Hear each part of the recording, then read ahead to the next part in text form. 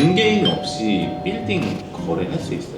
그러니까 건물 거래 같은 경우에는 직거래를 할 수는 있지만 회사 대 회사로 B2C는 되게 어렵거든요. 개인 간 거래하는 거는 이 사람이 어떤 성향인지 모르고 이 사람이 뭔가 숨길 수도 있고 뭐 임차인의 관계라든지 그런 거는 중개인의 필요에 대한 그 범위가 여전히 요하는 것들이 되게 많긴 해요. 상업용 부동산이 아무래도 좀 더 신경 써야 될 게 많아요. 많죠. 이게 왜냐면 예를 들면 땅을 사요. 땅을 사는 이유는 뭐예요? 건물을 지어야겠죠. 그러면 건물을 지을 때 토지 관련된 규제가 뭐가 있을지, 건물은 또 어느 정도 올라갈지, 뭐 기타 여러 가지 알아야 될 것들이 많잖아요. 단순히 토지만 중개하고 끝내는 경우는 거의 없어요. 토지 중개하기 전에 이 규모 검토를 했을 때 이 정도의 연면적이 올라가고 건축 면적은 이렇게 해서 공사 비용은 이 정도가 나옵니다. 그럼 공사 타임라인 알려주고 어떻게 MD 구성해서 어떻게 인컴으로 임대료 받아오는지도 알려주고 그럼 나중에 건물 신축비 뭐 이런 것까지 해서 예상하는 임대료 수준이 이 정도다. 그러니까 이 정도까지 범위가 스펙트럼이 많이 늘어났거든요. 이게 거의 디폴트예요 요새는. 그러다 보니까 이제 상업용 부동산 관련된 중개인 역할은 꽤 크고 그 다음에 대출 관련된 것도 꽤 크고 저희가 아무래도 상업용 부동산을 많이 다루다 보니까 잔금일 때 은행적 접촉이 많아질 수밖에 없어요. 왜냐면 건물 매입하고 나서 잔금 전에 뭐 감정평가도 해야 되고 여러 가지 부분들이 있기 때문에 그러면 은행 같은 것도 소개도 많이 시켜드릴 수도 있고 그러다 보니까 그 1금융권의 대출이 어느 정도 나오는지에 대해서 클라이언트한테 먼저 제안도 해드릴 수도 있고 그래서 일반적인 그 주거용이랑 조금 다르긴 해요.